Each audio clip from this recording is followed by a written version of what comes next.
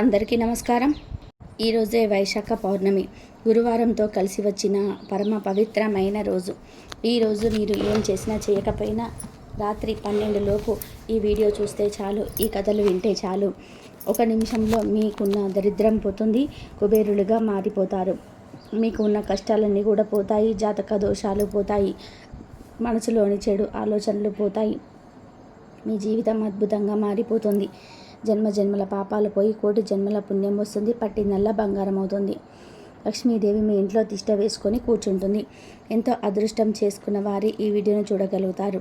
గురువారం పౌర్ణమి కలిసి రావటం చాలా విశేషం. ఇలాంటి పౌర్ణమి అంటే లక్ష్మీదేవికి చాలా ఇష్టం.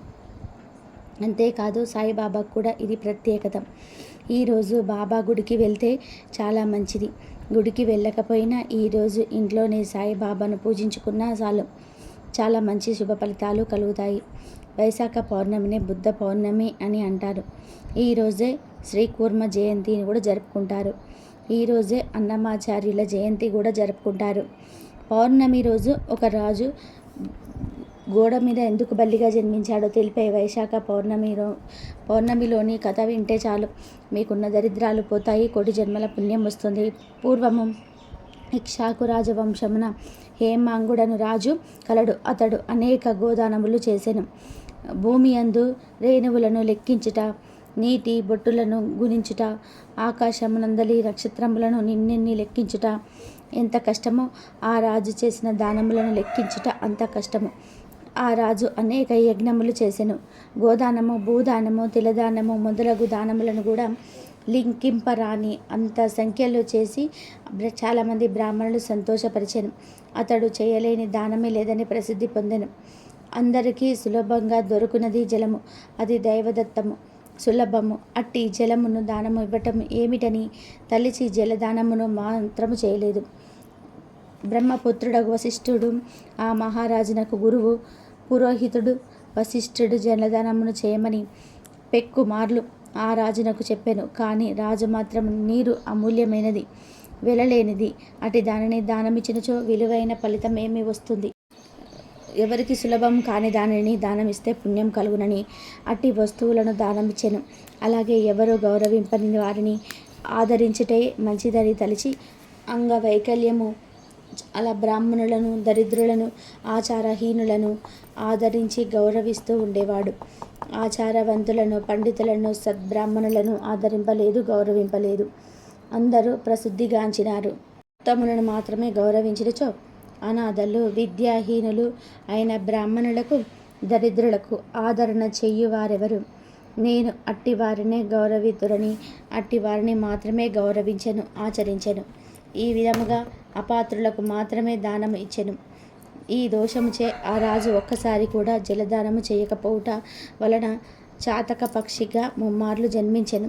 ఒక జన్మలో గ్రద్దగా, కుక్కగా 7 మార్లు జన్మించెను. అట్టు పిమ్మట మిథిలా దేశమున పాలించు శత్రువు కీర్తి మహారాజు గృహమున గోడపై ఉండే బల్లిగా జన్మించెను. అటవాలే కీటకములను భక్షించుచు బలియే హేమాంగద మహారాజు జీవనము గడుపుచూ ఉండెను. ఈ విధముగా 87 సంవత్సరములు కాలము ఉండెను. ఒకసారి మిథిలా దేశపు రాజగృహమునకు శత్రుదేశ మహాముని ప్రయాణము చేస్తూ అలసిపోయి మధ్యాహ్న కాలమున వచ్చెను. మహారాజు అగు శృతకీర్తి ఆ మునిని చూసి బ్రహ్మముతో ఆ మునికి ఎదురు వెళ్ళి సగౌరవముగా ఇంటిలోకి తీసుకొని వచ్చెను. రాజు మునిని మధుపర్కము మొదలగు వానితో పూజించి ఆయన పాదములు కడిగి ఆ నీటిని తన తలపై చల్లుకొనెను. అలా చల్లుకునేటప్పుడు తలపై చల్లుకున్న నీటి తుంపరులు కొన్ని ఎగిరి గోడ మీది ఉన్న బల్లెపై దైవికముగా పడెను.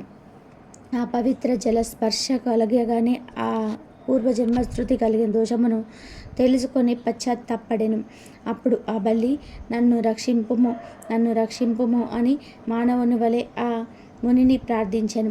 అప్పుడు ఆ ముని బల్లి మాటలకు ఆశ్చర్యపడి, ఓ బల్లి, నువ్వెందుకిలా దుఃఖిస్తున్నావు?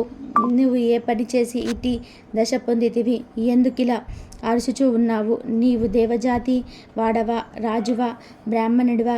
నీవెవరవు? నీకు ఈ దశ ఎందుకు వచ్చెనో చెప్పుము, నేను నీకు సహాయం చేస్తాను అని ప్రశ్నించెను. ఆ బాటలు విన్న బలి రూపంలో ఉన్న హేమాంగద మహారాజు మహాత్మా, నేను ఇక్ష్వాకు కులమునకు జన్మించిన హేమాంగదుడను అనే ప్రభువును, వేద శాస్త్రాలను విశాలతను, భూమి అందలి రేణువులు ఎందు ఉండెను, నీటి యందు జల బిందువులు ఎన్ని ఉండెను, ఆకాశమును ఎన్ని నక్షత్రములు ఉండెను, అన్ని గోవులను అసంఖ్యాకముగా దానమిచ్చి తిని, అన్ని యజ్ఞములను చేసి తిని, చెరువులమునకు వాగిని త్రొవ్వించి తిని, సర్వ విధములకు దానములు చేసి తిని, ధర్మముగా రాజ్యమును పరిపాలించి తిని. నేను ఇన్ని సత్కర్మలు చేసినా కూడా ముమ్మారు జాతక పక్షిగా, గ్రద్దగా, 7 మార్లు కుక్కగా, ప్రస్తుతం బల్లిగా జన్మించి తిని. మహారాజు గారు మీ పాదములను కడిగిన పవిత్ర జలమును తనపై చల్లుకొనుచుండగా కొన్ని నీటి తుంపలు నాపై పడి నాకు పూర్వజన్మ స్మృతి కలిగినది. పాప భారము తగ్గినట్టుగా అనిపించినది. కానీ నేను ఇంకా 76 మార్లు బదిలీగా జన్మించనుంది నాకు తోచుచున్నది. నాకు ఈ విధమైన బల్లిగా జన్మ పరంపర ఇట్లు తొలగునా అని భయము కలుగుచున్నది. నేను చేసిన పాపమేమియో, ఈ జన్మ ఎందుకు కలిగినదో నాకు తెలియటం లేదు. దయవుంచి నాకు ఈ జన్మలు కలుగుటకు కారణమైన పాపమును, ఆ పాపము పోవు విధానమును చెప్పదు కోరుచున్నానని ప్రార్థించెను. మహాముని హేమాంగతుని మాటలను తన దివ్య దృష్టితో పరిశీలించి ఇట్లనెను. రాజా, నీవు శ్రీ మహావిష్ణువునకు ప్రియమైన వైశాఖ మాసమున జలమును ఎవరికి దానమివ్వలేదు. జలము సర్వజన సులభము. ఇది దానమిచ్చుట ఏమిటి అని తలచితివి. ప్రయాణమున అలసిన వారికి జలదానమైనను చేయలేదు. వైశాఖ మాస వ్రతమును కూడా పాటింపలేదు. హోమము చేయదలిసిన వారు మంత్ర పూతమగు యజ్ఞయందే హోమము చేయలేరు. అట్లుగాక బూడిదమగు వారి యందు హోమము చేస్తే ఫలమెట్లు కలుగును. అట్లే నీవును యోగ్యులకు వారికి దానమియ్యక అయోగ్యులకు వారికి దానము ఇచ్చితివి. అపాత్రులకి ఎన్ని దానములు ఇచ్చినను ప్రయోజనము లేదు కదా. వైశాఖ మాస వ్రతమును చేయలేదు, జలదానమును చేయలేదు. అనాథలు, అంగవైకలు కలవారు, దయచూప దగిన వారు, వారిపై దయను చూపుట ధర్మము కాని వారిని, మాన్యులను, పూజ్యులు కలవారు, అట్టి వారిని పూజించుట ఫలదాయకం కాదు. అట్టిపై దయా చాలి చూపించరు, కానీ గౌరవింపరాదు. జ్ఞానము, వేదశాస్త్ర పాండిత్యము, సజ్జనత్వము కలవారు శ్రీ మహావిష్ణు స్వరూపులు. అట్టి వారినే పూజింపవలను. వీరిలో జ్ఞానవంతులు శ్రీ మహావిష్ణువుకు మిక్కిలి ఇష్టమైన వారు. అట్టి వారిని పూజించినచో తనను పూజించినట్లుగా భావించి శ్రీహరి వరములను ఇచ్చెను. కావున జ్ఞానులైన వారు సర్వాధికులు, సర్వోన్నతులు పూజించినచో తనను పూజించినట్లుగా భావించి శ్రీహరి వరమునిచ్చును. కావున జ్ఞానులైన వారిని సర్వాధికులు, సర్వోన్నతులు. అట్టి వారిని గౌరవింపకపోవుట వారిని అనగా శ్రీ మహావిష్ణువును అవమానించుటే అయినది. ఈ విధంగా చేస్తే ఇహలోకమున పరలోకమున దుఃఖము కలుగును. మానవుడు పురుషార్థములను సాధించాలంటే జ్ఞానుల సేవ, వారిని గౌరవించుట ముఖ్య కారణం. జ్ఞాన నేత్రములను లేనివారు అట్టి అందులను ఎంతమందిని పూజించినా ఫలముండునా? గ్రుడ్డివాడికేమి కనిపించును? అతడేమి చెప్పగలడు? కావున జ్ఞానహీనులైన వారి వింత మందిని ఎంత పూజించినను, వారిని సేవించినను అవి నిష్ఫలములు, నిష్ప్రయోజనములు. అంతేకాక కష్టములను, దుఃఖములను కలిగించును. ఇక్షార్థములగు ధర్మార్థ కామ మోక్షములు ఎట్టి సిద్ధించును. తీర్థములు కేవల జలములు కావు. దేవతలు శిలారూపములు గారు. క్షీరకాలము తీర్థస్థానము చేసినచో శిలారూపము ఉన్న దైవమును చిరకాలము పూజించినచో వారి అనుగ్రహము కలుగును. కానీ జ్ఞానులకు, సజ్జనులను దర్శించినంతనే వారు ప్రసన్నులగుదురు, ఇష్ట ఫల ప్రాప్తి కలిగించెదరు. కావున జ్ఞానులకు వారిని సేవించినచో, వారి ఉపదేశములకు పాటించినచో విషాదముండెదు, ఇష్ట ప్రాప్తిచే సంతోషము కలుగును. అమృతము సేవించినచో జన్మ, మృత్యువు, ముసలితనము మొదలగు వాని వలె వారి బాధ ఉండనట్లే జ్ఞానుల సేవ వలన జన్మ, మృత్యువు, ముసలితనము మగు వాని వలన బాధ ఉండదు, అమృతత్వ సిద్ధి కలుగును. హేమాంగద మహారాజా, నీవు వైశాఖ వాస వ్రతమును చేయలేదు, జలదానము చేయలేదు, జ్ఞానులకు వారిని సేవింపలేదు. కావున నీకిట్టి దుర్గతి కలిగినది. ఈ వైశాఖ మాస వ్రతమును ఆచరించి నేను సంపాదించిన పుణ్యమును కొంతము నీకిద్దును. దీని వలన దుర్దశ శాంతించుటకై భవిష్యత్ వర్తమాన కాలములలోని నీ పాపములను వాని ఫలములను పోగొట్టుకొని విజయము పొందగలవు అని పలికి శృతదేవ మహాముని నీటిని స్మృతించి బల్లి రూపంనున్న హేమాంగత మహారాజునకు తాను చేసిన వైశాఖ మాస వ్రతమును కొన్ని దినములను పుణ్యమును దారపోసిరి. ఆ పుణ్యమును పొందినంతనే హేమాంగత మహారాజు బల్లి రూపమును విడిచి దివ్య రూపమును పొందెను. ఆయన శృతకీర్తి మహారాజునకు శృతదేవ మహామునికి నమస్కరించెను. వారి అనుజ్ఞతో శ్రీహరి పంపిన దివ్య విమానము ఎక్కి పుణ్యలోకములను పోయెను. దేవతలందరూ కూడా హేమాంగతుడి అదృష్టమును మెచ్చిరి. ఆ హేమాంగతుడు పుణ్యలోకమున పుణ్య సంవత్సరములు ఉండెను. దివ్య లోక భోగములను అనుభవించెను. అట్టు పిమ్మట ఈశ్వాకు కులమున కాకుచ్చ మహారాజుగా జన్మించెను. 7 దీపములను భూమిని సజ్జనులు జ్ఞానులు మెచ్చినట్లుగా పరిపాలించెను. శ్రీ మహావిష్ణువు అంశను పొంది ఇంద్రునికి స్నేహితుడై ఉండెను. కుల గురువునకు వశిష్ఠ మహాముని ఉపదేశమును పాటించెను. వైశాఖ మాస వ్రతమును సంపూర్ణముగా నాచరించెను. అందు చేయవలసిన దాన ధర్మములన్నిటినీ కూడా శ్రద్ధ భక్తులతో భక్తి పూర్వకముగా చేసెను. సర్వ పాపములను పోగొట్టుకునెను. దివ్య జ్ఞానమును పొందెను. శ్రీ మహావిష్ణువు సాహిత్యము పొందెను. కావున వైశాఖ మాస వ్రతము సర్వ పాపహరము, అనంత పుణ్యప్రదము. ప్రతి మానవుడు వైశాఖ మాస వ్రతమును వ్రతాంగములను దాన ధర్మాదులను పాటించి శ్రీహరి అనుగ్రహము పొందవలను. అలాగే ఈరోజు శివభక్తులను అవమానిస్తే ఏం జరుగుతుందో తెలిపే పవిత్ర కథను వింటే చాలు శివ అనుగ్రహం కలుగుతుంది, కష్టాలన్నీ కూడా పోతాయి. పూర్వకాలంలో గోదావరి తీరంలో శివదాసుడనే ఒక గొప్ప శివభక్తుడు ఉండేవాడు. అతడు ఏవో చిన్న చిన్న పనులు చేసుకుంటూ కాలం గడుపుతూ ఉండేవాడు. ఆనాటి నుండి శివభక్తి పారాయణుడై ఎప్పుడూ శివనామాన్నే స్మరిస్తూ ఉండేవాడు. ఏ పని చేసినా పరమేశ్వరార్పణమస్తు అని తలుచుకునేవాడు. ఆ స్వామి దయవలన శివనాసికి ఆ ఊరి జమీందారి శేషయ్య ఇంట్లో గుమాస్తా ఉద్యోగం దొరికింది. అందుకు శివదాసు ఎంతో సంతోషించాడు. బ్రతికి ఉన్నంతకాలం ప్రతిరోజు క్రమం తప్పకుండా శివుని అభిషేకం చేస్తానని అనుకున్నాడు. ఆ ప్రకారం ఆనాటి నుండి ప్రతిరోజు ఉదయమే లేచి శుభ్రంగా స్నానం చేసి తన ఇంట్లో ఉన్న శివలింగానికి స్వచ్ఛమైన జలంతో అభిషేకం చేయడం ప్రారంభించాడు. శివదాసు తనకు ఎన్ని పనులు ఉన్నా అభిషేకం మాత్రం మర్చేవాడు కాదు. ఎప్పుడైనా పనుల వలన రాత్రి నిద్రపోవడం ఆలస్యమైన తెల్లవారుజామునే లేచి తప్పక అభిషేకం చెయ్యందే కాలు బయట పెట్టేవాడు కాదు. శరీరంలో ఎప్పుడైనా సరే కొంచెం నలతగా ఉన్నా ఏమాత్రం లెక్క చేసేవాడు కాదు. అన్నిటికీ ఆ పరమేశ్వరుడే ఉన్నాడు అనేవాడు. శివదాసు అంచెలంచెల భక్తికి ఆ పరమేశ్వరుడు ఎంతో సంతోషపడి అతడి జీవితం సాత్విక సాగిపోయేలాగా అనుగ్రహించాడు. ఈ రోజులు ఇలా జరుగుతూ ఉండగా ఒకనాటి రాత్రి పెద్ద గాలి వాన వచ్చింది. రాత్రంతా కూడా కుంభవృష్టి కురుస్తూనే ఉంది. ఉదయానికి కూడా తగ్గలేదు. శివదాసు ఆ వర్షాన్ని కూడా లెక్క చేయకుండా కోనేటికి వెళ్ళి స్వచ్ఛమైన నీరు తీసుకొచ్చి శివుడికి అభిషేకం చేసి ఆ తర్వాత నెమ్మదిగా జమీందారు ఇంటికి చేరుకున్నాడు. వర్షం జోరుగా పడుతూ ఉండడంతో కొంచెం ఆలస్యమైంది. లేటుగా వచ్చిన శివదాసును చూస్తూనే జమీందారు గారు గట్టిగా అరుస్తూ, ఏరా ఎందుకింత ఆలస్యమైంది? ఒకరోజు అభిషేకం చేయకపోతే మీ శివుడు ఊరుకోడా అంటూ నానా మాటలు అన్నాడు. ఆ మాటలకు శివదాసు ఎంతో బాధపడ్డాడు. జమీందారు ఈ విధంగా శివదాసును ఎన్నో దుర్భాషలాడడం గమనించిన పరమేశ్వరుడికి ఎంతో కోపం వచ్చింది. పరమశివుడు ఎంతటి భక్త వత్సలుడు అంటే తన భక్తులను ఎవరైనా సరే పల్లెత్తి మాట అన్నారంటే ఊరుకోడు. ప్రతినిత్యం తననే తలుస్తూ నిత్యం అభిషేకం నిర్వహించే శివదాసును ఆ విధంగా అన్నందుకు జమీందారికి పరమేశ్వరుడికి తీవ్ర ఆగ్రహం కలిగింది. ఆ విధంగా ఆ మహాశివుడి అనుగ్రహానికి లోనై జమీందారుకు మరునాడు తీవ్రమైన పక్షవాతం వచ్చి మాట పడిపోయింది. 2 రోజులకు కాళ్ళు చేతులు కూడా పడిపోయి మంచం పడ్డాడు. కొద్ది కాలానికే అతడి ఐశ్వర్యం అంతా కూడా హరించింది. ఇలా ఎందుకు జరిగిందో అతడికి అర్థం కాలేదు.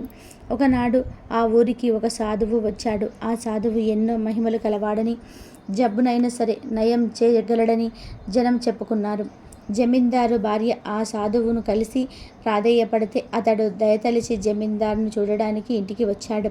ఒకసారి కన్నులు మూసుకొని ధ్యానం చేసి జమీందారుతో ఇలా అన్నాడు, నాయన, నీవు కొంతకాలం క్రితం నీ వద్ద పనిచేసే శివదాసును అనవసరంగా దూషించావు. పరమేశ్వరుడికి ఎంతో ప్రియభక్తుడైన అతడిని ఆ విధంగా దూషించడం వలన ఆ స్వామి ఆగ్రహానికి లోనయ్యావు, అందువలనే ఈ అనర్థాలన్నీ జరిగాయి అని చెప్పి జమీందారు భార్య వైపు తిరిగి, అమ్మ, ఆ శివదాసును లేపే మీ ఇంటికి పిలిచి ఆయన కాళ్ళు కడిగి పూజించమని అన్నాడు. అప్పుడు పరమశివుడు సంతోషిస్తాడని, మీ బాధలన్నీ కూడా తొలగిపోతాయని చెప్పాడు. ఆ మరుసటి నాడే శివదాసు జమీందారు దంపతులిద్దరు కూడా వారింటికి పిలిచి తమ తప్పును మన్నించమని వేడుకున్నారు. అతడి కాళ్ళు కడిగి ఆ నీటిని ఆ దంపతులిద్దరు కూడా తలపై చల్లుకున్నారు. అంతే, జమీందారు అనారోగ్యం ఒక్కసారిగా మాయమైపోయింది. సంపూర్ణ ఆరోగ్యంతో లేచి నిల్చున్నాడు. ఆ దంపతులిద్దరు కూడా ఎంతో సంతోషపడి శివదాసుకు నమస్కరించి ఆ పరమేశ్వరుని ఎన్నో విధాలుగా స్తుతించారు. జమీందారు అటు తర్వాత గొప్ప శివభక్తుడై ప్రతినిత్యము పరమేశ్వరుడికి అభిషేకం చేస్తూ కాలం గడిపాడు. ఆ ఊరిలో చక్కటి శివాలయాన్ని నిర్మించి జీవించి ఉన్నంత కాలం సుఖంగా జీవించి చివరన ముక్తిని పొందాడు. వైశాఖ పౌర్ణమి రోజున గొడుగు నీటితో నిండిన కుండను దానం చేయాలని శాస్త్రాలు చెప్తున్నాయి. మరి గొడుగు నీళ్లను దానం చేస్తే ఎలాంటి ఫలితాలు కలుగుతాయో తెలియాలంటే ఈ కథను ఖచ్చితంగా వినాలి. వంగదేశమున కుసేతు మహారాజు కుమారుడగు హేమకాంతుడు అనే రాజు కలడు. మహావీరుడగు అతడు ఒకప్పుడు వేటకు పోయెను. అతడు అడవిలో వారాహము అగు జంతువులను వేటాడి అలసి అచటనున్న మునుల ఆశ్రమమునకు పోయెను. ఆ ఆశ్రమము సతర్చునుడు అనే ఒక మునుల ఆశ్రమం. అచట ఉన్న మునులు నిశ్చల మనస్కులై బాహ్య స్ఫూర్తి లేని తపోదీక్షలో ఉన్నారు. ఆ విషయము తెలియని రాజకుమారుడు వారిని పలు విధములుగా పలకరించిన వారు సమాధానం ఇవ్వలేదు. దాంతో రాజు వారిని చంపబోయెను. ఆ మునులు తనను ఆదరింపలేదని రాజుకు కోపగించుకొనెను. అప్పుడు ఆ మునుల శిష్యులు అక్కడికి వచ్చి రాజును వాదించిరి. ఓ దుర్బుద్ధి, ఆ గురువులు తపోదీక్షలో ఉన్నారు, వారికి బాహ్య స్మృతి లేదు, కావున వారు నిన్ను చూడలేదు, గౌరవింపలేదు. ఇట్టి వారిపై కోపము కూడదని వారు పలికిరి. అప్పుడు సుకేతుని కుమారుడగు హేమకాంతుడు వారిని చూసి, గురువులు తపోదీక్షలో ఉన్నచో మీరు అలసిన నాకు ఆతిథ్యమును ఇవ్వండి అని అలసట వలన వచ్చిన కోపంతో పలికెను. అప్పుడు వారు రాజుతో, రా కుమారా, భిక్షాన్నమును తినువారము మేము, మీకు ఆతిథ్యం ఇచ్చుటకు మా గురువుల ఆజ్ఞ లేదు, ఇట్టి మేము మీకు ఆతిథ్యము ఇవ్వజాలము అని చెప్పిరి. అప్పుడు హేమకాంతుడు, ప్రభువులమ్మకు మేము క్రూర జంతువులు, దొంగలు వారిని మిమ్మల్ని రక్షించుచూ ఉన్నాము. మేమిచ్చిన అగ్రహారమును మొదలగున వానినివి పొందియు మీరు మా ఎడల ఈ విధముగా ఉండరాదు, మొదలైన మిమ్మల్ని చంపిన తప్పు లేదు అని చెప్పి వారిపై బాణములను ప్రయోగించి కొంతమందిని చంపెను. మిగిలిన శిష్యులు భయంతో పారిపోయిరి. రాజభటులు ఆశ్రమంలోకి వస్తువులను కొల్లగొట్టిరి, ఆశ్రమమును పాడు చేసిరి. పిమ్మట హేమాంగతుడు తన రాజ్యమునకు వెళ్ళిపోయెను. కేతువు తన కుమారుడు చేసిన తెలుసుకొని కోపగించుకొనెను. నీవు రాజుగా ఉండదగిన వాడివి కాదని చెప్పి దేశం నుండి వెళ్ళగొట్టెరు. హేమకాంతుడు తండ్రిచే పరిత్యక్తుడై దేశ బహిష్కరితుడై అడవులలో నివసించుచు కిరాతుడై జీవింపసాగెను. ఈ విధముగా 28 సంవత్సరములు గడిచెను. హేమకాంతుడు కిరాత జీవమునకు అలవాటు పడి కిరాత ధర్మమును ఆచరించుచు కిరాతుడై జీవించుచు ఉండెను. బ్రహ్మహత్య దోషమున నిలుకడ లేక అడవుల బట్టి తిరుగుచూ జీవించుచూ ఉండెను. వైశాఖ మాసమున త్రిదుడను ముని అడవిలో ప్రయాణించుచూ ఉండెను. ఆ ముని ఎండవేడికి బాధపడి దప్పికచే పీడింపబడుచు ఒకచోట మూర్ఛిల్లెను. దైవికముగా ఆ అడవిలోనే ఉన్న హేమకాంతుడు ఆ మునిని చూసి జాలిపడెను. అప్పుడు హేమకాంతుడు మోదుగా ఆకులను పేల్చి ఎండ పడకుండా గొడుగులాగా చేసెను. తన యొద్ద సొరకాయ బుర్రలో ఉన్న నీటిని చల్లి ముని సేద తీర్చెను. హితుడు హేమకాంతుడు చేసిన ఉపకారముల వలన సేద తీరి సొరకాయ బుర్రలోని నీరు త్రాగి హేమకాంతుడికి కృతజ్ఞతలు చెప్పి మోదుగాకుల గొడుగుతో ప్రయాణం చేసి ఒక గ్రామమునకు చేరి సుఖముగా ఉండెను. హేమాంగతుడు వైశాఖ మాస వ్రతమును ఆచరించకపోయినను జాలిపడి త్రిదునకు గొడుగును కల్పించి నీటిని ఇచ్చుటచే వారికి గల పాపములన్నీ పోయాయి. దీనికి హేమకాంతుడు మిక్కిలి ఆశ్చర్యపడెను. కొంతకాలమునకు అతడు రోగాల బారిన పడ్డాలో పైకి లేచి ఉన్న జుట్టుతో భయంకర ఆకారముడగు యమదూతలు వారిని ప్రాణములు తీసుకొని పోవడానికి వచ్చిరి. హేమకాంతుడగు వారిని చూసి భయపడెను. వైశాఖ మాసమున మోదుగాకుల గొడుగును సొరకాయ బుర్ర నీటిని ఇచ్చిన పుణ్యఫలమున హేమకాంతుడికి శ్రీ మహావిష్ణువు శృతి వచ్చి విష్ణువును స్మరించెను. దయాశాలియగు శ్రీ మహావిష్ణువు వెంటనే తన మంత్రిని పిలిచి, నీవు హేమంగతుడిని భయపెట్టుచున్న యమదూతలను నివారింపము. వైశాఖ మాస ధర్మమును పాటించిన హేమంగతుడిని వారి నుంచి రక్షించుము. హేమంగదుడు వైశాఖ ధర్మమును ఆచరించి నాకు ఇష్టమైన వాడయ్యను, పాపహీనుడయ్యను. ఇందు సందేహము లేదు. ఇంతట పూర్వము అపరాధము చేసినా కూడా హేమంగతుడు వైశాఖ ధర్మమును ఆచరించి ఒక మునిని కాపాడినాడు. మోదుగాకుల గొడుగును నీటిని ఇచ్చినాడు. ఆ దాన ప్రభావమున ఇతడు శాంతుడు, దాతుడు, చిరంజీవి, శౌర్యాది మున సంపన్నుడుగా నీకు సాటి అయిన వాడిగా మారెను. కావున వీరిని రాజుగా చేయమని నా మాటగా చెప్పమని శ్రీ మహావిష్ణువు విశ్వకేశవుడిని హేమంగతుడి వద్దకు పంపెను. భగవంతుని ఆజ్ఞ ప్రకారము విశ్వకేశవనుడు హేమంగతుని వద్దకు పోయెను. హేమదూతలకు విష్ణువు మాటలను చెప్పి పంపించెను. విశ్వకేశనుడు హేమంగతుడిని తండ్రియగు కుశకేతువు వద్దకు తీసుకొని వెళ్ళి శ్రీ మహావిష్ణువు చెప్పిన మాటలను చెప్పి వానికి హేమంగతుడిని అప్పగించెను. కుశకేతువు విశ్వకేతువుడిని భక్తితో స్తుతించెను. తర్వాత కుశకేతువు సంతోషంగా తన పుత్రుణ్ణి స్వీకరించెను. తన పుత్రునకు రాజ్యమునకు అప్పగించి విశ్వకేశవుని అనుమతితో భార్యతో పాటు వనమునకెళ్ళి తపమాచరింపచేసెను. కుశకేశనుడు కుశకేతువును హేమంగతుడిని ఆశీర్వదించి విష్ణు సాహిత్యమును చేరెను. హేమకాంతుడు మహారాజైన తర్వాత ప్రతి సంవత్సరం వైశాఖ మాసమున వైశాఖ వ్రతమును దానికి చెందిన దానములను చేసి విష్ణు ప్రీతికి పాత్రుడయ్యను. హేమంగదుడు బ్రహ్మజ్ఞాని అయి ధర్మ మార్గమును అవలంబించి శాంతుడు, దాతుడు, జితేంద్రుడు, దయా స్వభావి అయి అన్ని యజ్ఞములను చేసెను. సర్వ సంపదలను పొంది పుత్రులు పౌత్రులతో కూడినవాడై సర్వలోకములను అనుభవించెను. చిరకాలము రాజ్యమును చక్కగా పాలించి విష్ణు లోకములో పొందెను.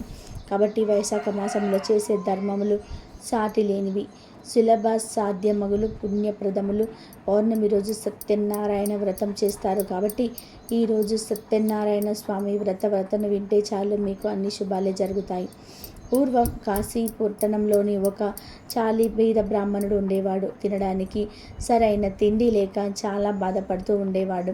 అతని బాధ చూసి జాలిపడి శ్రీమన్నారాయణుడు ఒక ముసలి బ్రాహ్మణుడు రూపంలో ప్రత్యక్షమై అతడిని కష్టమేమిటో చెప్పమని అడిగాడు. అప్పుడు ఆ బ్రాహ్మణుడు తన పేదరికం తొలగే మార్గం చెప్పమని కోరుకున్నాడు.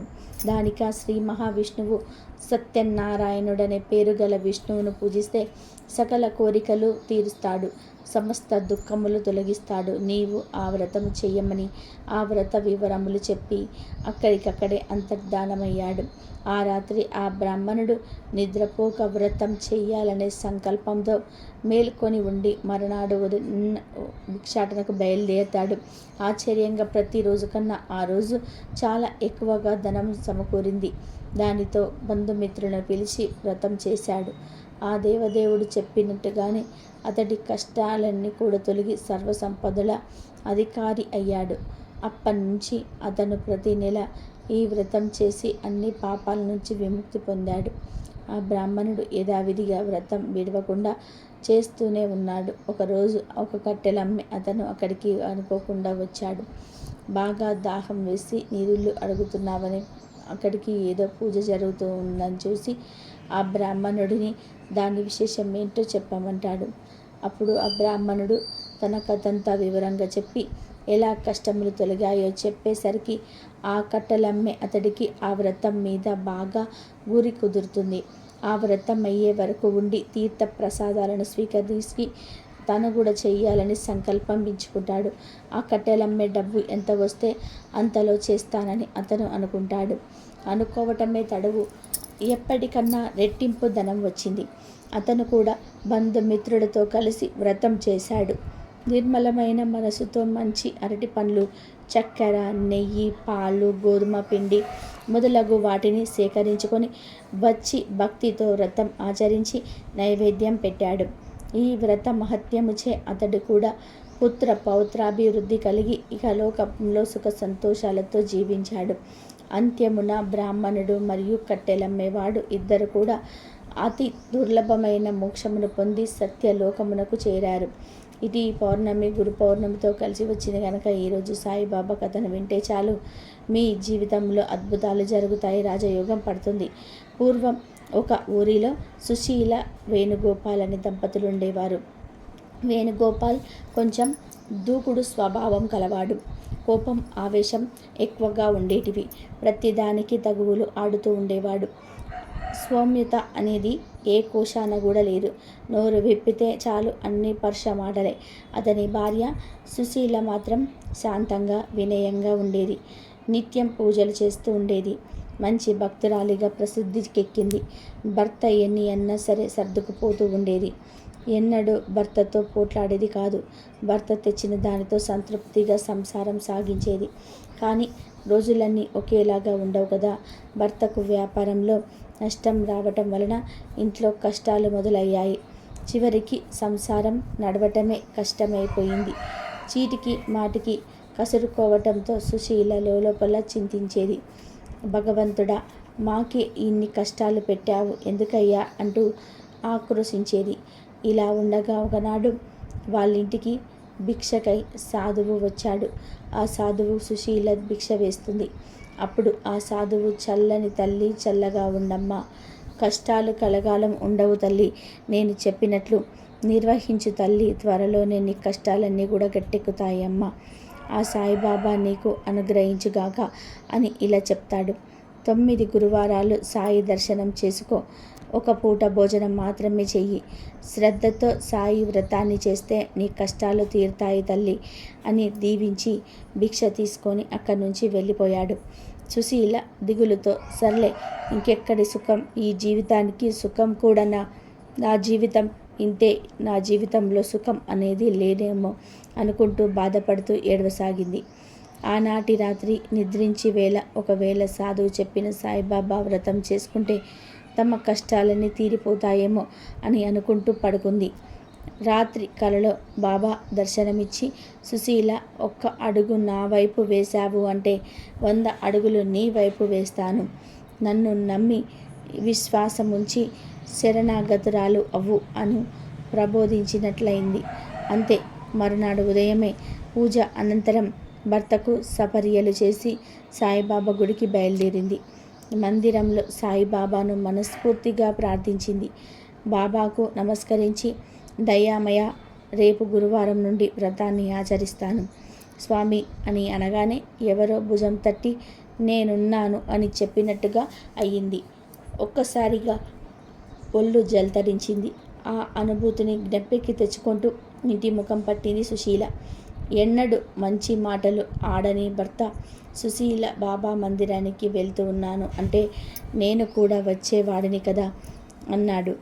ఆ బాబా దయ ఉంటే మన బాధలన్నీ కూడా పటాపంచలైపోతాయి. పోయి బాబా చిత్రపటాన్ని తెస్తాను అంటూ బయటకి వెళ్ళిపోయాడు. ఈ మాటలు విని సుశీల నిద్రపోయింది. అంతా బాబా మహిమ అనుకుంది. మర్నాడు గురువారం నిత్య పూజ అనంతరం కుంకుమలు రాసి బొట్లు పెట్టి దానిపై నూతన వస్త్రాన్ని పరిచి దానిపై భర్త తెచ్చిన సాయిబాబా పటాన్ని ఉంచింది. పసుపు కుంకుమ అక్షింతలతో బాబాని పూజించింది. ధూప దీప నైవేద్యాలతో షోడశోప పూజ గావించింది. అగరబత్తులు సాంబ్రాణి ధూపం వెలిగించింది. భక్తితో వ్రతం ఆచరించింది. బాబా మంత్రించినట్టు భర్త కూడా అక్కడే బాబా ధ్యానంలోనే గడిపాడు. ఈ శుభ పరిణామానికి సుశీల ఎంతగానో సంతోషించింది.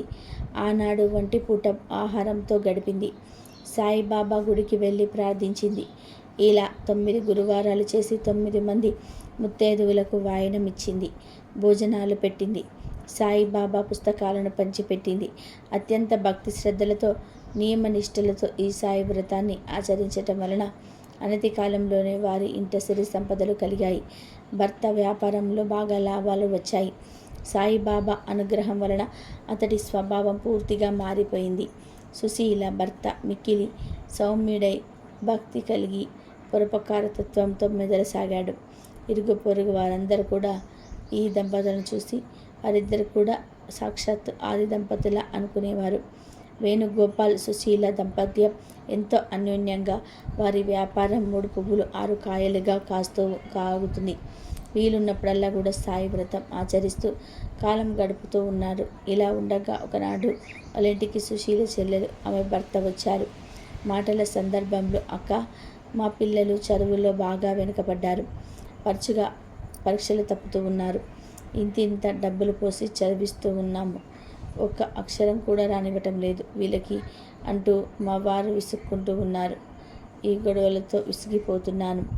ఏం చేయాలని తోచటం లేదని అక్కతో చెప్తుంది. అప్పుడు సుశీల తన చెల్లితో, అందరూ బాబా గారంటే ఉన్నారు. నీవు వచ్చే గురువారం సాయిబాబా వ్రత దీక్ష పూనుకొని 9 గురువారాలు ఆచరించు. అంతా బాబాను చూసుకుంటూ ఉంటాడు అని చెప్పింది. అక్క చెప్పినట్టుగానే సుశీల చెల్లెల గురువారం సాయిబాబా వ్రతమును ఆచరించింది. భక్తితో విశ్వాసంతో చేసింది. ఆ బాబా గారి దయ వల్ల మరుసటి పరీక్షల్లో పిల్లలకు మంచి మార్కులు రావడం ప్రారంభమయ్యాయి. క్రమంగా పిల్లలు బాబా గారి ప్రేమానురాగాల వల్ల పెద్ద పరీక్షల్లో మంచి మార్కులతో ఉత్తీర్ణులై మంచి స్థాయిలో ఉన్నారు. సుశీల చెల్లెలు ఆమె భర్త ఎంతగానో సంతోషించారు. ఇదంతా కూడా బాబా దయ వల్లనే జరిగింది. బాబా గారికి పరమ భక్తులయ్యారు.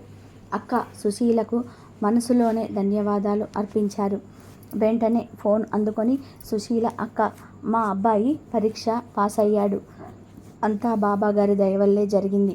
బాబాగారు భగవంతుడే కాదే, సమర్థ సద్గురువులు. ఆయన యోగ పుణ్యములు. బాబాగారి మహిమ వల్ల మా అబ్బాయి పాస్ అయ్యాడు అంటూ అంతులేని సంతోషంతో అక్కకు పరిపరి విధాలుగా ధన్యవాదాలు చెప్పింది.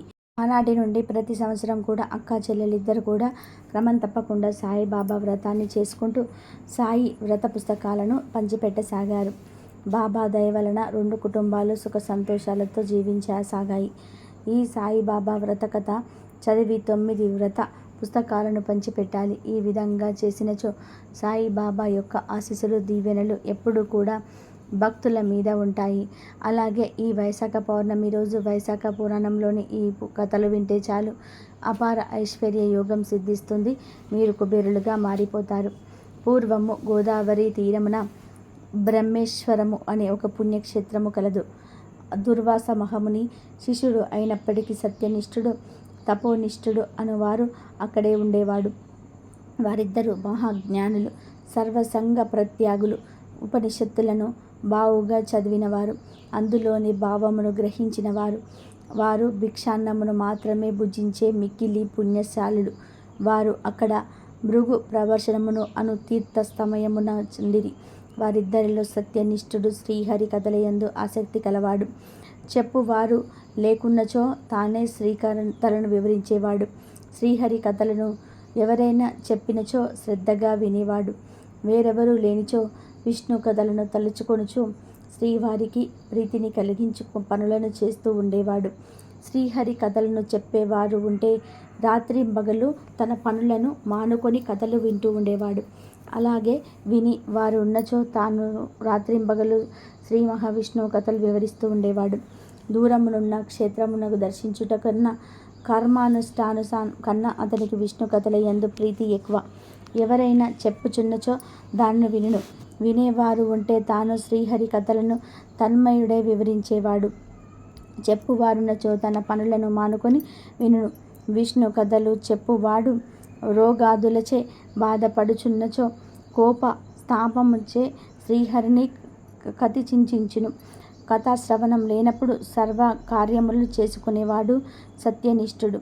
విష్ణు కథా సమాసక్తునకు సంసార బంధమునుండదు కదా. శ్రీహరి కథల వినుట వలన చిత్తశుద్ధి కలుగును, విష్ణు భక్తి పెరుగును, విష్ణువుపై ఆక్తియు సజ్జనుల యందు విష్టము పెరుగును. నిరంజనము నిర్గణము అగు పరమ బ్రహ్మ వాని హృదయమున స్మరించును. చిత్తశుద్ధి వలన శ్రీహరి కథాశక్తి కలుగును, అందువలన జ్ఞానమును కలుగును. అట్టి జ్ఞానము వలన ధ్యానము ఫలించును. కావున పెక్కుమార్లు విష్ణు కథాశ్రవణము, ధ్యానము, మననము ఆవశ్యకమును. శ్రీహరి కథలు సజ్జను లేని చోటు అది గంగా తీరమైనా సరే విడవదగినదే అవుతుంది. తులసి వనము శ్రీహరి ఆలయము. విష్ణు కథ లేని చోట మరణించిన వాడు తామసమును నరకమును పొందును. శ్రీహరి ఆలయము గాని, కృష్ణ మురుగము గాని, విష్ణు కథ గాని, సజ్జనులు గాని లేని చోట మరణించువారు పెక్కు జన్మలయందు కుక్కగా జన్మించుదురు. సత్యవిష్ఠుడు ఈ విధముగా ఆలోచించి విష్ణు కథా శ్రవణము, ప్రసంగము, మననము, శృతి మొదలగునవి ముఖ్యములని తలచుచూ ఉండెను. ఇంకొకడు తపోనిష్ఠుడు. తపోనిష్ఠుడికి పూజ, జపాది కర్మలంటే ఇష్టము కనుక తపోనిష్ఠుడు వాటిని ఎప్పుడు మానక పట్టుదలతో చేస్తూ ఉండేవాడు. శ్రీహరి కథలను వినుడు, చెప్పడు. ఎవరైనా చెప్పుచున్నచో తీర్థ స్నానములను పోయేవాడు. తీర్థస్నాన సమయంలో శ్రీహరి కథ ప్రసంగము వచ్చినచో పూజాది కర్మ కలాపమును మొదలగునవి దూరముగా పోయేవాడు. తనను అనుసరించి వారును కూడా స్నానాది కర్మలను ఆచరించి తమ ఇంటి పనులను చేసుకొనుటలో ఇష్టమగు కలవారై ఉండెరు.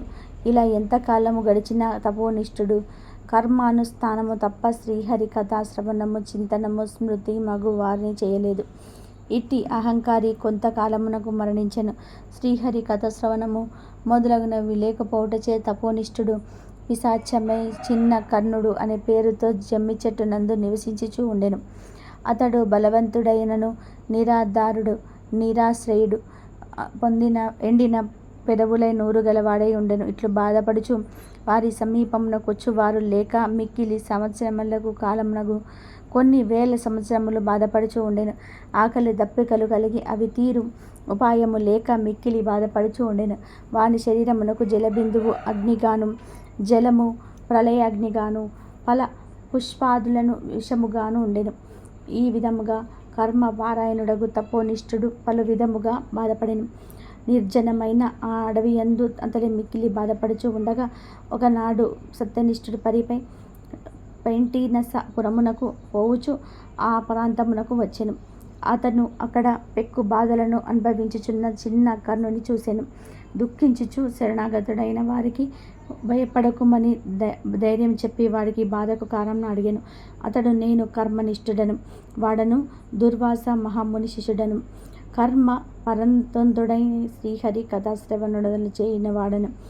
మూడున్నై కర్మలని ఆచరించుట వలన ఇట్టి వాడిని అయితినని తన వృత్తాంతం అంతయును వానికి చెప్పెను.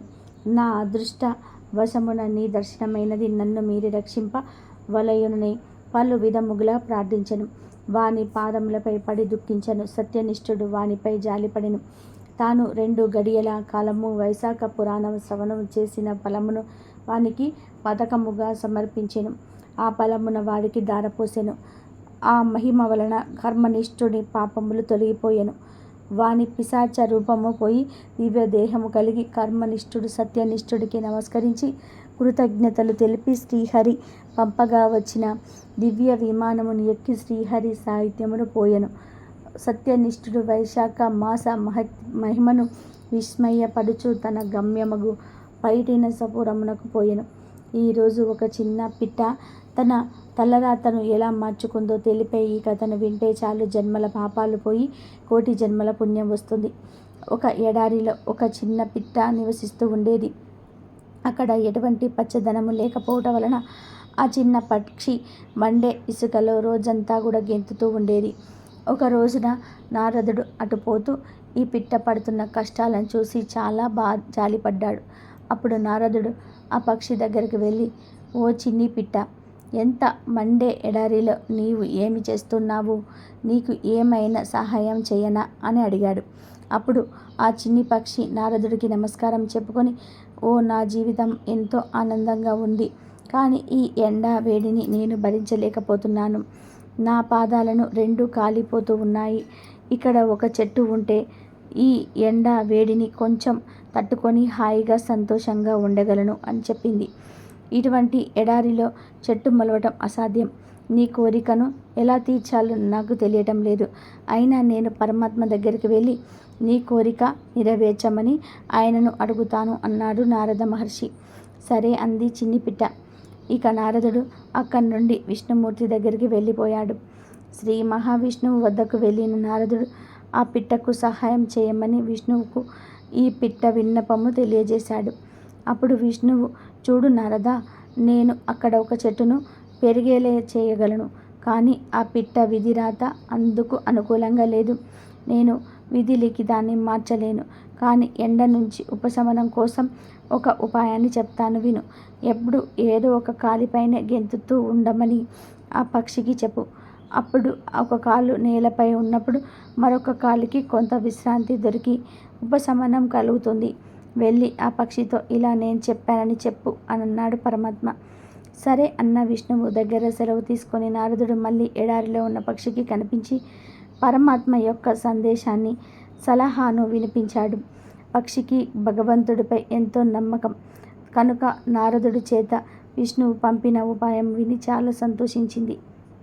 ఆ చిన్ని పిట్ట నారదుడి మహర్షికి కూడా ఈ సహాయాన్ని కృతజ్ఞత తెలిపింది. ఎంతో సంతోషించింది. నారదుడికి అర్థం కాలేదు ఎందులో ఇంత సంతోషించడానికి ఏముందో.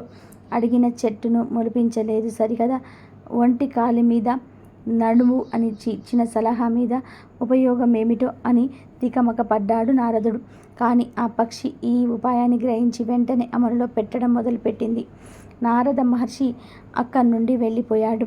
కానీ నారదుడికి ఈ సందేహం అలాగే ఉండిపోయింది. అలా కాలం గడిచింది. కొన్ని నాళ్లకు నారదుడికి మళ్ళీ ఆ చిన్ని పిట్ట గుర్తుకొచ్చింది.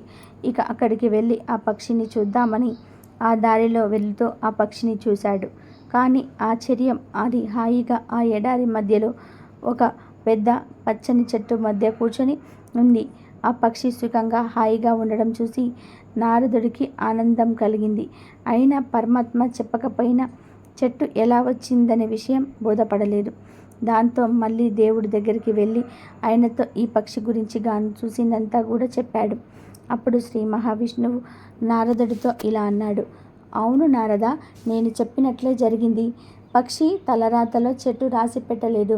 కానీ నీవు ఆ పక్షికి నా సందేహం వినిపించిన తర్వాత భక్తి శ్రద్ధలతో ఆ ఉపాయాన్ని విని అర్థం చేసుకొని ఆచరించింది.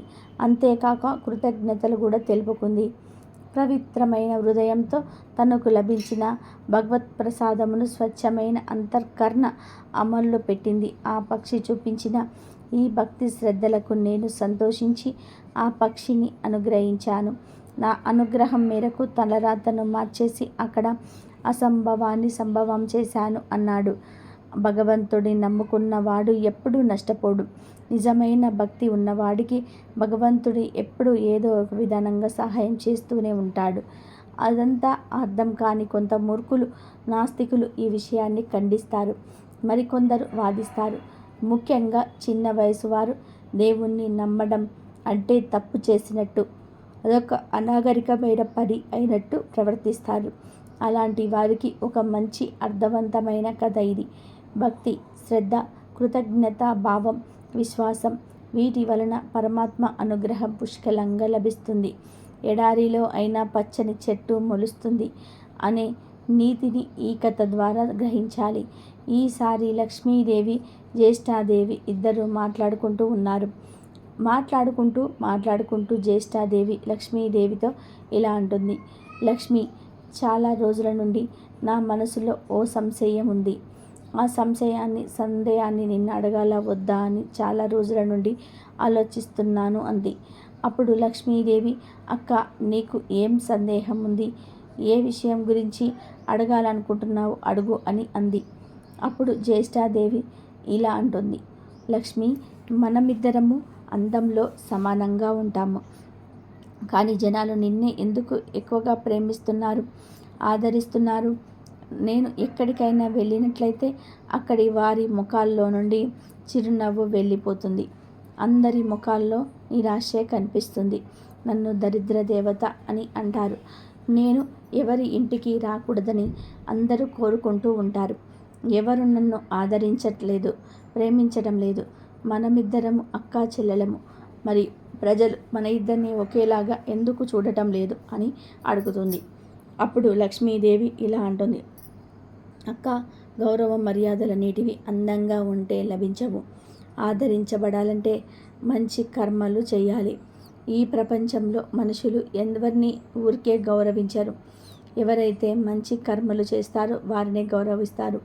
మనము జనాల హితం కోసం పనిచేసినట్లయితే దాని వలన వారికి మంచి జరుగుతున్నట్లయితే ఖచ్చితంగా జనాలు మనల్ని ఆదరిస్తారు. అందుకే ప్రజలు నన్ను గౌరవిస్తున్నారు. నేను ఎప్పుడు ఎవరి ఇంట్లోకి వెళ్ళినా కూడా వారికి సుఖము సంపదలను ఇస్తున్నాను. వారి ఇంటిని ధనధాన్యాలతో నింపుతున్నాను. నేను వారికి మంచి చేస్తున్నాను కనుక నన్ను వాళ్ళు ప్రేమిస్తున్నారు. కానీ నీ స్వభావం భిన్నమైనది. నువ్వు ఎవరి ఇంట్లో అడుగు పెడితే వారి ఇంట్లో సుఖ సంతోషాలన్నిటివీ ఉండవు. పేదవారిగా మారిపోతారు. అనారోగ్యాల బారిన పడతారు. గొడవలు పడతారు. వారి జీవితం అంతా దుఃఖంతో నిండిపోతుంది. అందుకే ప్రజలు నిన్ను చూస్తేనే భయపడిపోతారు. నిన్ను అందుకే ఎవరు ఆదరించటం లేదు. నిన్ను జనాలు ఆదరించాలి అంటే జనాల కోసం నువ్వు పని చెయ్యి. నీ సేవ సహాయాలతో వారి మనసును గెలుచుకో అని చెప్పింది. లక్ష్మీదేవి చెప్పిన మాటలు జ్యేష్ఠాదేవికి అస్సలు నచ్చటం లేదు. అప్పుడు ఆమె మనసులో ఈ లక్ష్మీదేవిని అందరూ గౌరవించటంతో గర్వం పెరిగినట్టుంది. మొత్తం ప్రపంచాన్ని నేనే సంతోషంగా ఉంచుతున్నాను. నేను లేకపోతే ఈ ప్రపంచం అంతా ఉండదు అని మనసులో అనుకుంటుంది. లక్ష్మీదేవి మాటలు జ్యేష్ఠాదేవికి అస్సలు నచ్చవు. అప్పుడు జ్యేష్ఠాదేవి లక్ష్మితో, ఓ చెల్లి, నువ్వు నాకన్నా గొప్పదానివని భావిస్తున్నావేమో. నేనే నీకన్నా గొప్పదానిని. నువ్వు నాకంటే వయసులో పెద్దదానివి కాదు. జ్ఞానంలో కూడా పెద్దదానివి కాదు. శక్తిలో కూడా పెద్దదానివేమి కాదు. అందంలో కూడా నాకంటే గొప్పదానివి కాదు. కానీ నువ్వు నాకు ఉపదేశాలను చెప్తున్నావు. నువ్వు నీ శక్తిని చూసుకొని బాగా గర్వపడుతున్నావు. నీ గర్వం తగ్గాలి అంటే మన ఇద్దరిలో ఎవరు గొప్ప తెలుసుకుందాం. నీకు బాగా అహంకారం పెరిగింది. నువ్వు ఎవరిని కావాలంటే వారిని కోటీశ్వరులను చేయగలవని అహంకారం. నా దగ్గర కూడా శక్తి ఉంది. నేను ఎంత కోటీశ్వరునైనా సరే బిచ్చగాడిని చేయగలను అంది జ్యేష్ఠాదేవి. జ్యేష్ఠాదేవి మాటలకు లక్ష్మీదేవి నవ్వుకొని, అక్క, నువ్వు ఏమైనా చేయగాని నువ్వు నాకన్నా గొప్పదానివైతే కాలేవు అంటుంది. దానికి సమాధానంగా జ్యేష్ఠాదేవి, ఓ లక్ష్మి, నన్ను తక్కువ అంచనా వేయకు. నా శక్తి నీకంటే తక్కువేమీ కాదు. నువ్వు ఎవరినైతే కోటీశ్వరును చేస్తావో నేను వారిని భిక్షగాడిగా మార్చగలను. నీకు నా శక్తి గురించి తెలియదు. నువ్వు ఒకరిని రాజుగా చేస్తే ఆ రాజు ఒక బియ్యం గింజ కోసం అడుక్కునే స్థితికి నేను తీసుకురాగలను అంటుంది. అప్పుడు లక్ష్మీదేవి, అక్క, నువ్వు ఎవరిని అనుకుంటే వారిని పేదవారిగా చేయగలవు. కానీ నా కృప ఉన్న వారిని నువ్వు ఏమీ చేయలేవు. నీ శక్తిపై నీకు అంత నమ్మకం ఉంటే నువ్వు చేసే పని నువ్వు చెయ్యి అంది. అలా ఇద్దరి మధ్య పంతం పెరిగిపోయింది. మరుసటి రోజు లక్ష్మీదేవి జ్యేష్ఠాదేవి కలిసి ఒక ఊరిలోని బ్రాహ్మణుడి వద్దకు వెళ్ళారు. ఆ బ్రాహ్మణుడు ప్రతిరోజు ఒక గుడిలో లక్ష్మీదేవికి పూజలు చేస్తూ ఉండేవాడు. అతడు లక్ష్మీదేవికి పరమ భక్తుడు. ఆ బ్రాహ్మణుడిపై లక్ష్మీదేవి, జ్యేష్ఠాదేవి వారి ప్రభావములను శక్తిని చూపించాలని అనుకుంటారు. ఆ బ్రాహ్మణుడిపై నా శక్తిని ప్రయోగిస్తున్నాను. ఆ బ్రాహ్మణుడు ఒక్క బియ్యం గింజ కోసం కూడా వెతుక్కునేలాగా పేదవాడిగా మార్చేస్తాను. నా శక్తి తెలుసుకొని నువ్వు సిగ్గుతో తల ఉంచుకునేలాగా చేస్తాను అని జ్యేష్ఠాదేవి లక్ష్మీదేవితో అంటుంది. లక్ష్మీదేవి అక్క మాటలు విని నవ్వుకొని ఊరుకుంటుంది. మరుసటి రోజు ఇద్దరు కలిసి బ్రాహ్మణుడు పూజలు చేసి గుడికి వెళ్ళారు. లక్ష్మీదేవి, జ్యేష్ఠాదేవి ఇద్దరు సాధారణ స్త్రీలలాగా వేషాలు మార్చుకొని ఆ గుడికి వెళ్ళి కూర్చున్నారు. గుడిలోకి భక్తులు వస్తూ ఉన్నారు, వెళ్తూ ఉన్నారు. బ్రాహ్మణుడు గుడికి వచ్చి పూజలు చేసి తిరిగి వెళ్ళిపోవడానికి సిద్ధమయ్యాడు. అప్పుడు జ్యేష్ఠాదేవి లక్ష్మీదేవితో, చెల్లి, నీ భక్తుడు వెళ్ళిపోతున్నాడు. నీ శక్తిని నువ్వు చూపించు అని చెప్పింది. అప్పుడు లక్ష్మీదేవి ఒక లాఠీలాగా ఉన్న పెద్ద ఇత్తడి కర్రను లోడ్డు పైన వేసింది. బ్రాహ్మణుడు ఆ ఇత్తడి లాఠీని తీసుకొని అది ఎప్పుడో ఒకసారి ఉపయోగపడుతుంది అని ఆ కర్రను తీసుకొని ఇంటికి వెళ్ళసాగాడు. కానీ అతడికి తెలియని విషయం ఏమిటి అంటే ఆ కర్ర నిండా బంగారు నాణాలు ఉన్నాయి. ఇలా బ్రాహ్మణుడు లాఠీ తీసుకొని వెళ్తూ ఉండగా దారిలో ఒక పిల్లవాడు ఆ లాఠీని చూసి బ్రాహ్మణుడిని దానిని తలకు ఇవ్వమని అడిగాడు. వద్దు వద్దు, ఒకే ₹1 ఇస్తాను, ఇత్తడి లాఠీని నాకు ఇవ్వండి అంటాడు. అప్పుడు బ్రాహ్మణుడు ఈ లాఠీని నేనేమీ కొనలేదు కదా అనుకుని ₹1 తీసుకొని ఆ కర్రను పిల్లవాడికి ఇచ్చేస్తాడు. ఆ కర్రకు ₹1 వచ్చినందుకు తను చాలా సంతోషించాడు. ఇదంతా చూస్తున్న జ్యేష్ఠాదేవి లక్ష్మీదేవితో, చూసావా నా ప్రభావాన్ని, నువ్వు ఆ బ్రాహ్మణుడిని ధనవంతుణ్ణి చేద్దాం అని అతడికి బంగారంతో నిండి ఉన్న ఇత్తడి లాఠీని ఇచ్చావు. కానీ నా ప్రభావం వలన ఆ బంగారం కర్రను 1 రూపాయితో అమ్మేశాడు. నీ భక్తుడికి 1 రూపాయే లభించింది. ఆ 1 రూపాయిని కూడా నీ భక్తుడి దగ్గర ఉండనివ్వను. ముందు ముందు ఏం జరుగుతుందో చూడు అని చెప్తుంది. ఇక బ్రాహ్మణుడు వచ్చిన రూపాయిని తన కమండలంలో వేసుకున్నాడు. ఒక నది ఒడ్డున పూలు కొయ్యదలిచి ఆ బ్రాహ్మణుడు కమండలాన్ని కింద పెట్టి పూలు కోసుకుంటూ ఉన్నాడు. ఇంతలో ఒక చిన్న పిల్లవాడు అటు నుంచి వెళ్తూ కమండలంలోని రూపాయి బిళ్ళని చూసి ఆ రూపాయి బిళ్ళను తీసుకొని వెళ్ళిపోతాడు. బ్రాహ్మణుడికి ఈ విషయం తెలియదు. అతడు పూలు కోసే పనిలోనే నిమగ్నమై ఉంటాడు. బ్రాహ్మణుడు పూలు కోసుకున్న తర్వాత కమండలాన్ని పుంజుకొని తన ఇంటి వైపు వెళ్తాడు. అలా వెళ్తూ ఉండగా ఆ బ్రాహ్మణుడి దగ్గరకు మళ్ళీ కర్ర కొనుక్కున్న పిల్లవాడు వచ్చి, నేను మీ దగ్గర తీసుకున్న లాఠీ చాలా పెద్దగా ఉంది. మా తాతగారు ఈ పెద్ద లాఠీ వద్దు, చిన్న లాఠీ కొనుక్కోమని చెప్పాడు. కాబట్టి మీరు మీ లాఠీని తీసుకోండి. నేను బజారుకు వెళ్ళి ఇంకొక లాఠీని తెచ్చుకుంటాను అంటాడు. దాంతో బ్రాహ్మణుడు సరే అని లాఠీని వెనక్కి తీసుకొని తిరిగి రూపాయి ఇచ్చేద్దామని చెప్పి కమండలంలో చూస్తే రూపాయి ఉండదు. దాంతో బ్రాహ్మణుడు ఎంతో కంగారు పడతాడు. అప్పుడు బ్రాహ్మణుడు పిల్లవాడితో, బాబు, ఆ రూపాయి ఎక్కడనో పడిపోయినది, కనిపించటం లేదు. నువ్వు నాతో పాటు మా ఇంటికి వరకు వస్తే ఇంట్లో రూపాయి తీసి నీకు ఇస్తాను అంటాడు. సరే అని పిల్లవాడు లాఠీని తిరిగి ఇచ్చి బ్రాహ్మణుడితో ఇంటికి వెళ్తూ ఉంటాడు. మళ్ళీ బంగారంతో నిండిపోయిన లాఠీ బ్రాహ్మణుడి దగ్గరకు వచ్చింది. అదంతా కూడా లక్ష్మీదేవి చూస్తూ నవ్వుతూ ఉంటుంది. లక్ష్మీదేవి నవ్వుతూ ఉండడం చూసి జ్యేష్ఠాదేవికి కోపం వస్తుంది. అప్పుడు జ్యేష్ఠాదేవి లక్ష్మీదేవితో, ఓ ఎందుకు నవ్వుతూ ఉన్నావు? ఇప్పుడే కదా ఆట మొదలైంది. నువ్వు చూస్తూ ఉండు, నేను ఆ బ్రాహ్మణుడిని ఎలా ఆడాడిస్తానో చూడు అంది. ఇంకోవైపు బ్రాహ్మణుడు లాఠీని పిల్లవాడిని తీసుకొని కొంచెం ముందుకు వెళ్ళగానే ఒక వ్యక్తి వచ్చి, అయ్యా, మా పిల్లవాడు తెలియక మీ కమండలంలోని రూపాయి కాయిన్ తీసేశాడు, క్షమించండి అయ్యా అని చెప్పి రూపాయి బిళ్ళను తిరిగి బ్రాహ్మణుడికి ఇచ్చేశాడు. అప్పుడు బ్రాహ్మణుడు, ఏం పర్వాలేదు, చిన్న పిల్లవాడు కదా, తెలియక తప్పు చేశాడు, వదిలివేయండి అంటాడు. తర్వాత ఆ వ్యక్తి అక్కడి నుండి వెళ్ళిపోగానే బ్రాహ్మణుడు ఆ రూపాయిని తన వెంట వచ్చిన పిల్లవాడికి ఇచ్చి పంపివేస్తాడు. ఇక పండితుడు ఒక చేతిలో కమండలాన్ని, ఒక చేతిలో ఇత్తడి లాఠీని పట్టుకొని ఇంటికి నడుస్తూ ఇలా అనుకుంటాడు, ఈ విధంగానే నిజంగా చాలా పెద్దదిగా ఉంది. దీనిని ఇంట్లో అటకపైన పెట్టేస్తాను. ఇది ఎప్పుడో ఒకప్పుడు ఉపయోగపడుతుంది అని అనుకుంటాడు. లక్ష్మీదేవి ప్రభావంతో జరుగుతుందంతా కూడా చూసి ఈర్ష్యతో జ్యేష్ఠాదేవి ఇలా ఆలోచిస్తుంది, ఇప్పుడు నేనేమి చేయాలి? పండితుడు ఇంటికి దగ్గరగా వచ్చేశాడు. ఆ బంగారం లాంటి తన దగ్గరే ఉంది. ఇలా అయితే అతను ధనవంతుడు అయిపోతాడు అని చాలా కంగారు పడింది. ఏ ఆలోచన రాలేదు. చివరికి జ్యేష్ఠాదేవి ఆ బ్రాహ్మణుడిని చంపేయాలి అనుకుంటుంది. అప్పుడు ఆమె లక్ష్మీదేవితో, చూస్తూ ఉండు, నేను ఆ బ్రాహ్మణుడి ధన సంపత్తి మొత్తాన్ని నాశనం చేస్తాను, దానితో పాటే వాడి ప్రాణాలు కూడా తీస్తాను అని చెప్తుంది. తర్వాత జ్యేష్ఠాదేవి ఒక పామును సృష్టించి బ్రాహ్మణుడి దగ్గరకు పంపించింది. జ్యేష్ఠాదేవి యొక్క క్రూరత్వాన్ని చూసి లక్ష్మీదేవి అస్సలు కంగారు పడలేదు. బ్రాహ్మణుడికి ఒక పాము తన వైపే రావటం కనిపించింది. పామును చూసి బ్రాహ్మణుడు చాలా కంగారు పడతాడు. తన ప్రాణాలు కాపాడు కోసం పాముకు దూరంగా పారిపోయే ప్రయత్నం చేస్తాడు. కానీ ఆ పాము మాత్రం పండితుడి వెంటే పడుతుంది. ఎంత పరిగెత్తినా ఆ బ్రాహ్మణుడి వెంటే వెళ్తుంది. అప్పుడు బ్రాహ్మణుడు ఆ పాముతో, ఓ నాగరాజా, నేను నిన్ను చేతులు జోడించి అడుగుతున్నాను, నేను నీకు ఏ హాని తలపెట్టలేదు, కానీ నువ్వు నా వెనకాల ఎందుకు పడుతున్నావు? వెంటనే వెళ్ళిపో. నేను ఒక పేద బ్రాహ్మణుడిని, అనవసరంగా నన్నెందుకు వెంబడిస్తూ ఉన్నావు? త్వరగా వెళ్ళు, లేదంటే నేను బ్రాహ్మణుడిని అనే విషయాన్ని ఒక నిమిషం మర్చిపోయి నేను చంపేస్తాను అంటాడు. ఎంత చెప్పినా పాము వినదు.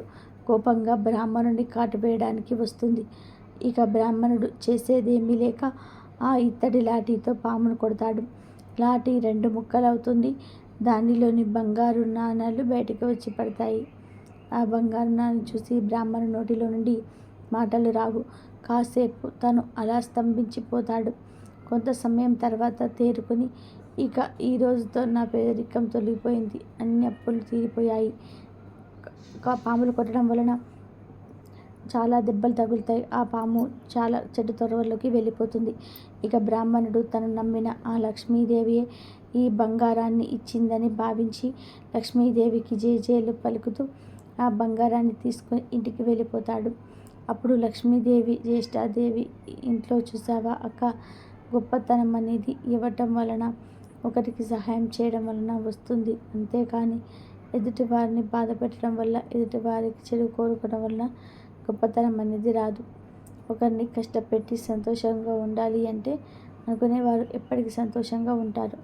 ఎదుటివారి సంతోషంలో తమ సంతోషాన్ని వెతుక్కునేవారే ఎప్పుడూ సంతోషంగా ఉంటారు. ఎదుటి వాళ్ళ సంతోషాన్ని పాడు చేసేవారు ఎప్పటికీ గొప్పవారు కాలేదు అని చెప్పింది. కాబట్టి లక్ష్మీదేవి జ్యేష్ఠాదేవితో చెప్పిన ఈ మాటలు గుర్తుపెట్టుకుంటే చాలు, కటిక పేదవాడు కూడా ధనవంతుడు అవుతాడు. స్వయంగా లక్ష్మీదేవి మీ ఇంట్లో తిష్ట వేసుకొని కూర్చుంటుంది. లక్ష్మీదేవి చెప్పిన ఈ మాటను గుర్తుపెట్టుకుంటే మీకు ధన సమస్యలు రావుగా. ఒకవేళ వచ్చినా సరే అమ్మవారే వచ్చి మీ కోరికలు ధనం తీరుస్తారు. దౌర్భాగ్యం పోతుంది, ధనలాభం కలుగుతుంది, అష్టైశ్వర్యాలు సిద్ధిస్తాయి, సకల సంపదలు కలుగుతాయి. ఇక గురువారంతో కలిసి వస్తున్న ఈ పౌర్ణమి రోజు కుక్క కనిపిస్తే ఈ మాట అనుకోండి చాలు, వద్దన్న డబ్బు వస్తుంది, అపార ఐశ్వర్య యోగం సిద్ధిస్తుంది. గురువారం పౌర్ణమి కలిసి రావడం అరుదు. ఇలాంటి అద్భుతమైన రోజున కుక్కలకు ఆహారం పెడితే చాలా మంచిది. చాలామంది కాపలా కోసం ఇంటి దగ్గర కుక్కలు పెంచుకోవట్లేదు. పెంచకపోయినా ఇంటి దగ్గర కుక్కలు తిరుగుతూ ఉన్నాయి. వీధుల్లో బోలెడని కుక్కలు కనిపిస్తాయి. అలా వీధుల్లో తిరిగే కుక్కలకు ఆహారం పెడితే చాలా మంచిదని శాస్త్రాలు చెబుతూ ఉన్నాయి. ఎవడైనా సరే మీరు బీది కుక్కలకు ఆహారం పెట్టారు అంటే ఆ కుక్క మిమ్మల్ని ఎప్పటికీ మర్చిపోదు. కానంటే మీరు కూడా ఒకరోజు ఒక వీధి కుక్కకు ఆహారం పెట్టి చూడండి. ఆ కుక్కకు మీరు ఎప్పుడు కనిపించినా మీ వెనకాలే తోపుకుంటూ వస్తుంది, మిమ్మల్ని ప్రొటెక్ట్ చేస్తుంది. కుక్కలు ఒకసారి అన్నం పెడితే చాలు, ఆ మనిషిని ఇక మర్చిపోవు, అంత విశ్వాసాన్ని కలిగి ఉంటాయి. అందుకే కుక్కలకు మన సాంప్రదాయంలో ఎంతో ప్రాధాన్యత ఇచ్చారు. కుక్కలు వాహనాలుగా మార్చారు. గురువారం పౌర్ణమి తిథి కలిసి వచ్చిన రోజున మీకు ఏ సమయంలోనైనా సరే కుక్క కనిపిస్తే దానికి గోధుమ పిండితో చేసిన ఆహారాన్ని వేయండి. అంటే చపాతీ, పూరి ఇలాంటివి వేయండి. లేదంటే మినుములతో చేసిన పదార్థాలు వేయండి. అంటే గారెలు, అట్లు, ఇడ్లీ ఇలాంటివి పెట్టవచ్చు. ఇవి ఏమీ లేకపోతే అన్నంలో పెరుగు కలిపి ఉప్పు లేకుండా ఆ అన్నాన్ని కుక్కకు పెట్టేయండి. ఒక కుక్క కనిపిస్తే ఒక కుక్కకు పెట్టండి. లేదు 2, 4 కుక్కలు కనిపిస్తే, గుంపుగా కనిపిస్తే వాటిని అన్నిటికీ కూడా కలిపి పెట్టేయండి. మీరు పెట్టిన ఆహారాన్ని కుక్కలు తినే సమయంలో ఓం సాయి గురువాయ నమః అనే మంత్రాన్ని 21 సార్లు కానీ 3 సార్లు కానీ మనసులో అనుకోండి. గురువారం పౌర్ణమి కలిసి వచ్చిన రోజున కుక్క కనిపిస్తే ఈ చిన్న పని చేయడం వల్ల మీకున్న కష్టాలన్నీ కూడా పోతాయి. కన్నీళ్ళు, శోకము పోతుంది, వద్దన్న ఐశ్వర్యం వచ్చి పడుతుంది, సకల ఐశ్వర్యాలు సిద్ధిస్తాయి, ఎటువంటి కష్టాలు తీరిపోతాయి. కాబట్టి అందరూ కూడా గురువారం పౌర్ణమి వచ్చిన రోజున కుక్క కనిపిస్తే ఈ విధంగా చేసి మీ కష్టాలను తొలగించుకొని అపార ఐశ్వర్య యోగాన్ని ఆనందంగా జీవించండి. కాబట్టి ఈరోజు రాత్రి 12 లోపు ఈ వీడియో చూస్తే చాలు, ఈ కథలు వింటే చాలు, 1 నిమిషంలో మీకున్న దరిద్రం పోతుంది, కుబేరులుగా మారిపోతారు. మీకు ఉన్న కష్టాలన్నీ కూడా పోతాయి, జాతక దోషాలు పోతాయి, మనసులోని చెడు ఆలోచనలన్నీ పోతాయి, మీ జీవితం అద్భుతంగా మారిపోతుంది. జన్మ జన్మల పాపాలు పోయి కోటి జన్మల పుణ్యం వస్తుంది, పట్టిందల్లా బంగారం అవుతుంది. లక్ష్మీదేవి మీ ఇంట్లో తిష్ట వేసుకొని కూర్చుంటుంది. ఎంతో అదృష్టం చేసుకున్న వారు ఈ వీడియోని చూడగలుగుతారు. ఇంతవరకు చూసినందుకు ధన్యవాదాలు. ప్లీజ్ లైక్ చేయండి, షేర్ చేయండి, సబ్స్క్రైబ్ చేయండి. మరొక మంచి వీడియోతో మళ్ళీ కలుద్దాం. ఇంతవరకు చూసినందుకు ధన్యవాదాలు.